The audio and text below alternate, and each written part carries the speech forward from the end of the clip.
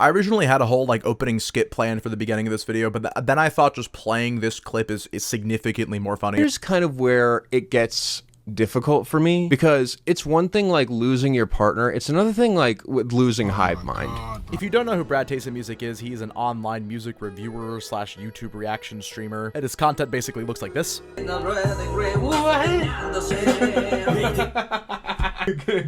Excuse me.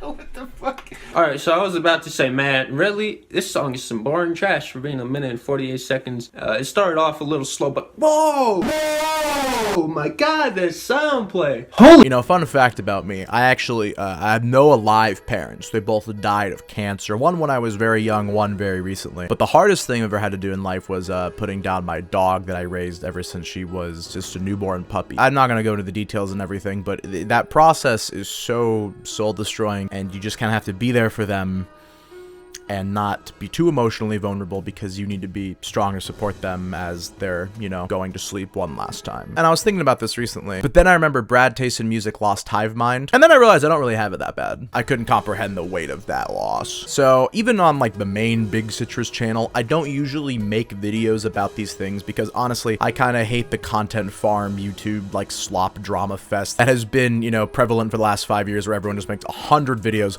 on the same YouTuber, on the same instance of drama, just milking as much money from people who just hate watch videos about people that they don't want to succeed.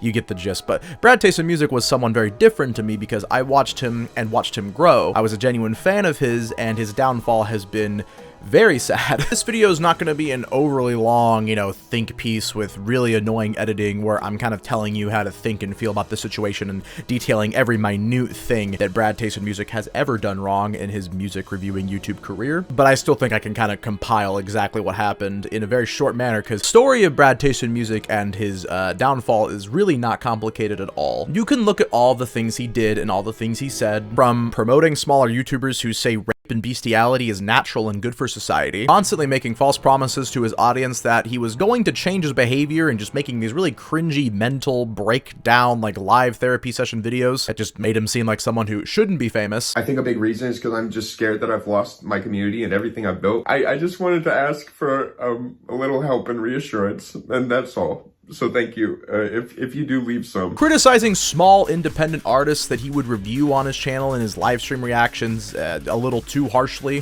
begging for $10,000 from his fans, not paying his editor, among just like a million other things. And yeah, you can say those things made BradTasteInMusic seem like a sad little man who should not be famous, have fans, or money. The truth is, the only person that BradTasteInMusic has to blame is Bradley Lehman himself, is what I would have said until this most recent controversy. I want to make it very clear that BradTasteInMusic, he publicly admitted this in a video where he randomly just kind of returns to the internet after being absent for a while. In this video that has now been deleted, and he's now released a response video, downplay some of the uproar from the situation and everything, trying to fix things so he could come back to YouTube and be successful again. He publicly admitted he was arrested for domestic violence. I'm just going to refer to it as DV. In the video, he essentially just says this. Maybe like a week later, I was streaming. I go to the kitchen. I see her sitting on the couch, like screaming and crying, and I'm pissed off. Like, because like I'm trying to focus. My response to her crying was screaming at her, which was bad. I pay the bills for this entire place, you know, like I'm keeping it up. You don't contribute shit to the equation. Get out. She calls the cops on me, and they have me arrested for domestic violence. He's kind of made the situation significantly worse by telling people about it when it was unknown and it happened months ago. His ex-fiancée, who he has kind of slandered a little bit in this video, implying that she's just crazy and contributed nothing to him and didn't respect him, has said that the reason she didn't make the situation public is because she didn't want any drama. She wanted to be away from Brad, and she just wanted peace of mind. And if she was going to release the evidence of what he did and talk about the situation more, it would be career ending for him, which this is really damning given the fact that his career at this point, pretty much a lot of people agree, is basically over. No one really wants to see him return. All of his diehard fans that have given him thousands of dollars, supported him for years, and even other people he's worked with in the past have completely cut ties with him. So her saying that the evidence would be officially career ending, it does make me very scared of what he did. Everyone ultimately is saying that the only thing that Brad can do, you know, he's tried rehab, he's tried quitting the internet, taking a hiatus before, is to permanently log out, delete all social media, maybe even delete his YouTube channel, move the fuck on with his life, and start anew, like he's talked about doing before. And despite the thumbnail and everything, I actually think that is one of the worst things that Brad can do in this scenario, and I'll explain why. Like I said earlier, I really do think the only person Brad has to blame is himself. Now, I did leave out a controversy before where he took a picture with notorious grifters and horrible people, H3H3, Ethan, and Gila Klein, and his audience was very upset about this because of the whole, you know, genocide in the I word place to the country that starts with a P.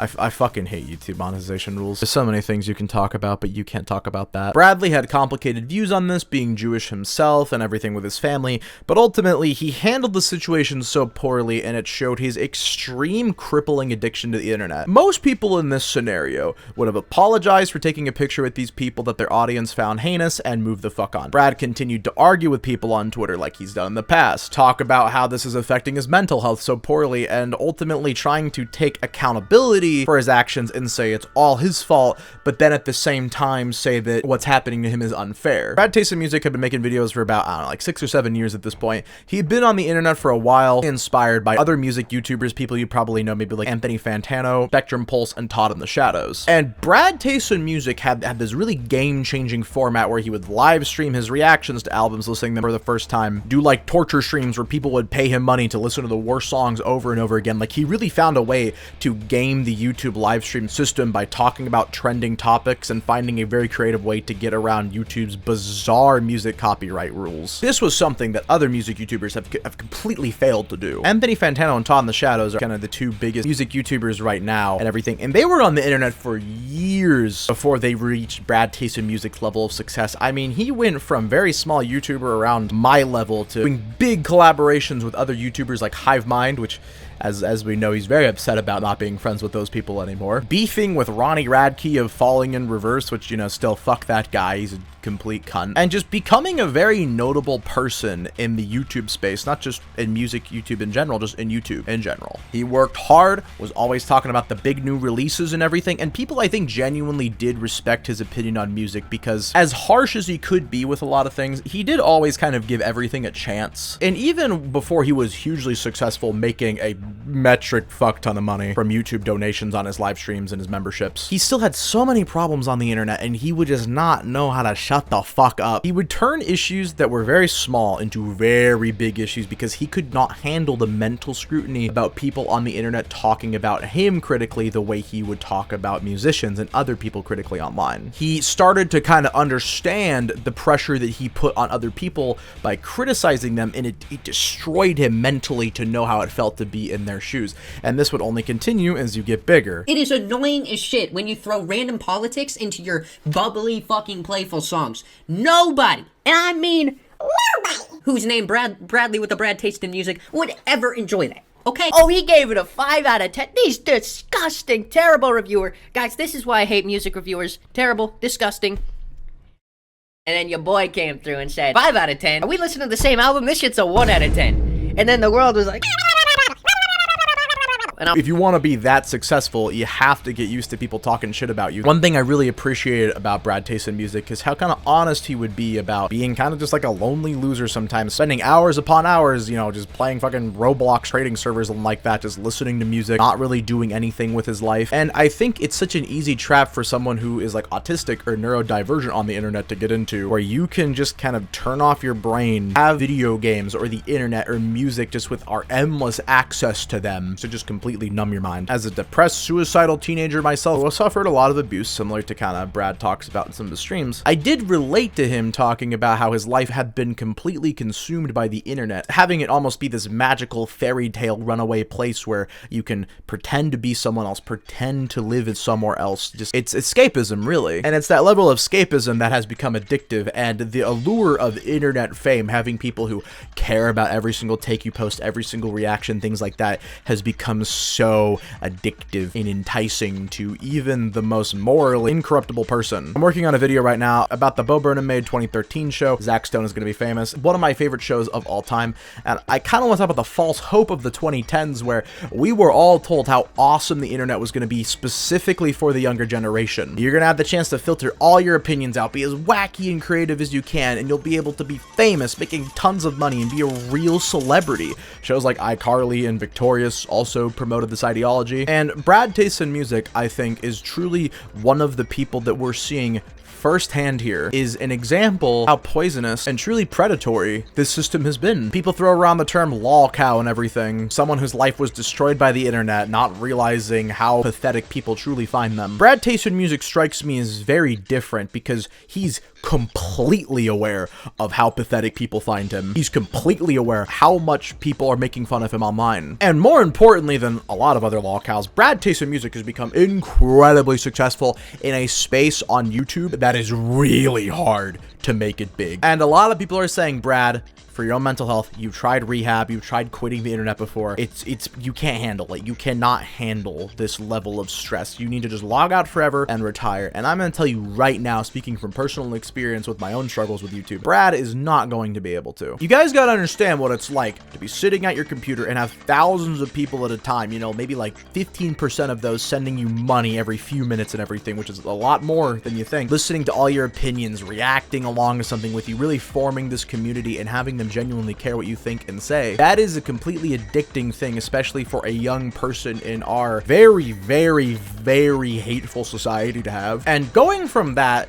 to working at fucking Burger King, it literally feels like an episode of Black Mirror. It feels like an apocalyptic event that would be happening to you. I want to remind everyone about Etika. I've never been huge into live streams at all, like watching other streamers or doing it myself, but man, Etika, I watched every single stream. He was the funniest guy. I caught him live all the time he can. And watching him go through his own mental health struggles was really depressing to me because while he didn't do anything as bad as Brad did, you know, he said some things that he definitely should not have said, and it was clear he was mentally spiraling as bad as one could. Some people who were diehard fans of Etika just told him to quit the internet forever. They don't want to see him anymore. All he cares about is money and just scamming his fans for money. He just had a disconnect with his relationship with people online and the fact that he had everything you could want and he did not feel mentally right in his own head. People continued to bully him and make fun of him because they were displeased with how he was handling his streams. Whenever you see someone kind of losing their mind, like the way Etika was, it's very easy to point and laugh at them from afar and just say, wow, you're so crazy. What's wrong with you, you idiot loser?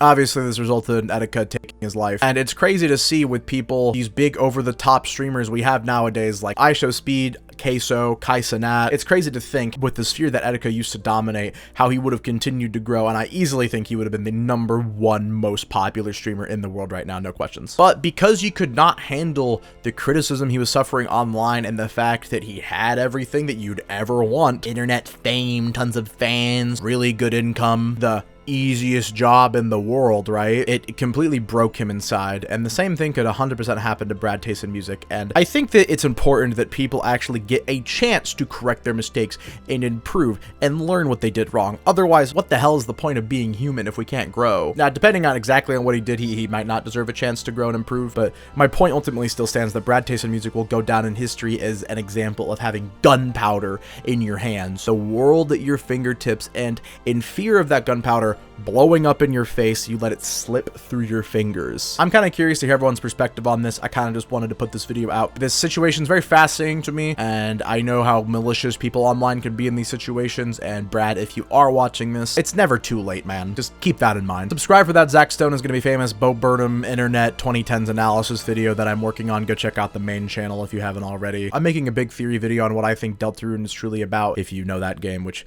you know, you should. It's fucking incredible. I've been Big Citrus, and have a damn good one.